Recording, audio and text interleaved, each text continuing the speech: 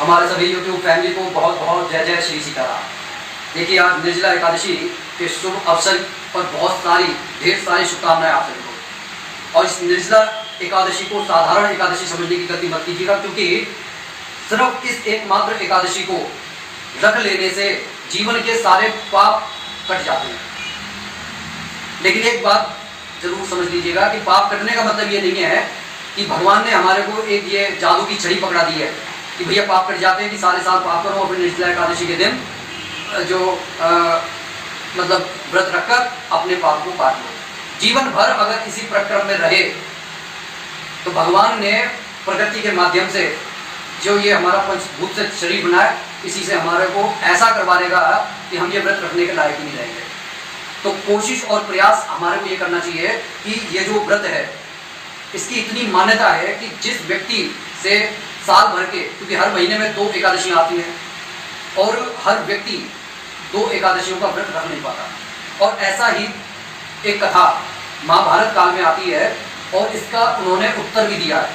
तो इस कथा को सुनना भी हमारे पापों का क्षय करने वाली चीज है, क्योंकि जब हम भगवान के सत्संग को सुनते हैं तब भी हमारे को बड़ा आनंद मिलता है। तो ये छोटी सी कथा आप भी सुनिएगा, निर्जला एकादशी व्रत कथा।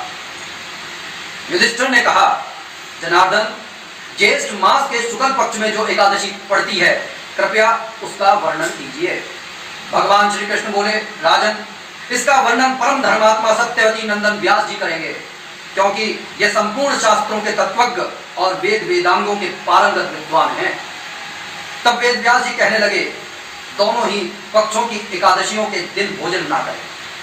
द्वादशी के दिन स्नान आदि से पवित्र हो, फूलों से भगवान केशव की पूजा करें, फिर नित्य कर्म समाप्त होने के पश्चात पहले ब्राह्मणों को भोजन देकर अंत में स्वयं भोजन करें। राजन, जनना शौच और मरना शौच में भी एकादशी को भोजन नहीं करना चाहिए।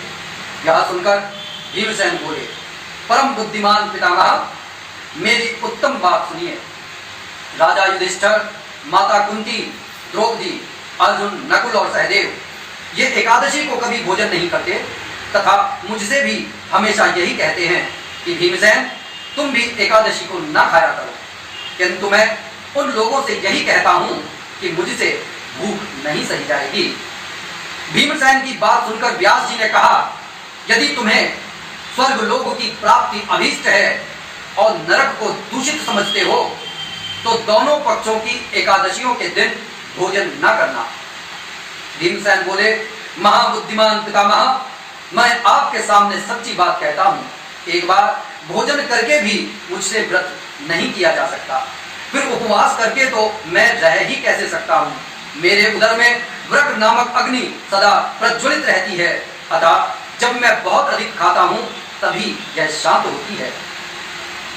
इसलिए महामुने, मैं वर्ष भर में केवल एक ही उपवास कर सकता हूँ, जिससे स्वर्ग की प्राप्ति सुलभ हो तथा जिसके कारण से मैं कल्याण का भागी हो सकूं। ऐसा कोई व्रत निश्चय करके बताइए, मैं उसका यथोचित रूप से पालन करूंगा। व्यास जी ने कहा, भीम, ज्येष्ठ मास में सूर्य वृष राशि पर हो या मिथुन राशि पर, शुक्ल पक्ष में जो एकादशी हो उसका यतन पूर्वक निर्जल व्रत करो। केवल कुल्ला या आचमन करने के लिए मुख में जल डाल सकते हो, उसको छोड़कर किसी प्रकार का जल विद्वान पुरुष मुख में न डालें, अन्यथा व्रत भंग हो जाता है। एकादशी को सूर्योदय से लेकर दूसरे दिन सूर्योदय तक मनुष्य जल का त्याग करे तो यह व्रत पूर्ण होता है। तदंतर द्वादशी को प्रभात काल में स्नान करके ब्राह्मणों को विधि पूर्वक जल और स्वर्ण का दान करें। इस प्रकार सब कार्य पूरा करके जितेंद्रिय पुरुष ब्राह्मणों के साथ भोजन करें। वर्ष भर में जितनी एकादशियां होती हैं उन सब का फल निर्जला एकादशी के सेवन से मनुष्य प्राप्त कर लेता है, इसमें तनिक भी संदेह नहीं है। शंख, चक्र और गदा धारण करने वाले भगवान केशव ने मुझसे कहा था कि यदि मानव सबको छोड़कर एकमात्र मेरी शरण में आ जाए और एकादशी को निराहार रहे तो वह सब पापों से छूट जाता है। एकादशी व्रत करने वाले पुरुष के पास विशालकाय, विकराल आकृति और काले रंग वाले दंड पाशधारी भयंकर यमदूत नहीं आते। अंतकाल में पीतांबरधारी सौम्य स्वभाव वाले, हाथ में सुदर्शन धारण करने वाले और मन के समान वेगशाली विष्णुदूत आखिर इस वैष्णव पुरुष को भगवान विष्णु के धाम में ले जाते हैं। अतः निर्जला एकादशी को पूर्ण यत्न करके उपवास और श्री हरि का पूजन करो। स्त्री हो या पुरुष, यदि उसने मेरु पर्वत के बराबर भी महान पाप किया हो तो वह सब इस एकादशी व्रत के प्रभाव से भस्म हो जाता है। जो मनुष्य उस दिन जल के नियम का पालन करता है वह पुण्य का भागी होता है। उसे एक एक प्रहर में कोटि कोटि स्वर्ण मुद्रा दान करने का फल प्राप्त होता सुना गया है। मनुष्य निर्जला एकादशी के दिन स्नान, दान, जप, होम आदि जो कुछ भी करता है वह सब अक्षय होता है। यह भगवान श्री कृष्ण का कथन है। निर्जला एकादशी को विधि पूर्वक उत्तम रीति से उपवास करके मानव वैष्णव पद को प्राप्त कर लेता है। जो मनुष्य एकादशी के दिन अन्न खाता है वह पाप का भोजन करता है। इस लोक में वह चंडाल के समान है और मरने पर दुर्गति को प्राप्त होता है। जो ज्येष्ठ के शुक्ल पक्ष में एकादशी को उपवास करके दान करेंगे वह परम पद को प्राप्त होंगे। जिन्होंने एकादशी को उपवास किया है वह ब्रह्म हत्यारे, शराबी, चोर तथा गुरुद्रोही होने पर भी सब पातकों से मुक्त हो जाते हैं। कुंती नंदन, निर्जला एकादशी के दिन श्रद्धालु स्त्री पुरुषों के लिए जो विशेष दान और कर्तव्य विहित हैं उन्हें सुनो। उस दिन जल में शयन करने वाले भगवान विष्णु का पूजन और जलमय धेनु का दान करना चाहिए अथवा प्रत्यक्ष धेनु या घृतमय धेनु का दान उचित है। पर्याप्त दक्षिणा और भांति भांति के मिष्ठानों द्वारा यत्न पूर्वक ब्राह्मणों को संतुष्ट करना चाहिए। ऐसा करने से ब्राह्मण अवश्य संतुष्ट होते हैं और उनके संतुष्ट होने पर श्री हरि मोक्ष प्रदान करते हैं। जिन्होंने शम, दम और दान में प्रवृत्त हो श्री हरि की पूजा और रात्रि में जागरण करते हुए इस निर्जला एकादशी का व्रत किया है उन्होंने अपने साथ ही बीती हुई 100 पीढ़ियों को और आने वाली 100 पीढ़ियों को भगवान वासुदेव के परम धाम में पहुंचा दिया है। निर्जला एकादशी के दिन अन्न, वस्त्र, गौ, जल, शैया, सुंदर आसन, कमंडल तथा छाता दान करने चाहिए।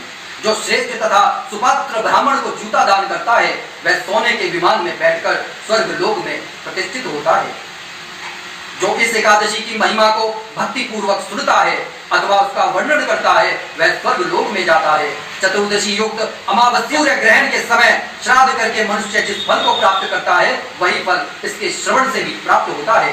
पहले दंत धावन करके यह नियम लेना चाहिए कि मैं भगवान केशव की प्रसन्नता के लिए एकादशी को निराहार रहकर आचमन के सिवा दूसरे जल का भी त्याग करूंगा।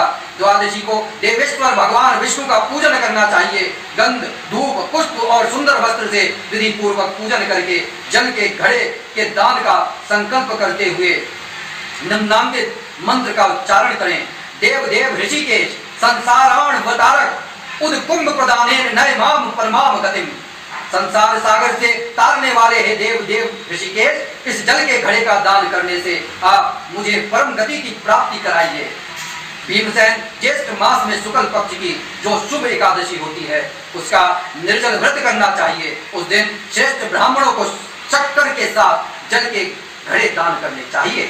ऐसा करने से मनुष्य भगवान विष्णु के समीप पहुंचकर आनंद का अनुभव करता है। तत्पश्चात द्वादशी को ब्राह्मण भोजन कराने के बाद स्वयं भोजन करे। जो इस प्रकार पूर्ण रूप से पाप नाशनी इस निर्जला एकादशी का व्रत करता है वह सब पापों से मुक्त हो आनंदमय पद को प्राप्त करता है। यह सुनकर भीमसेन ने भी इस शुभ निर्जला एकादशी का व्रत आरंभ कर दिया। तब से यह लोक में पांडव द्वादशी के नाम से विख्यात हुई। बोलिए जय जय श्री सीताराम।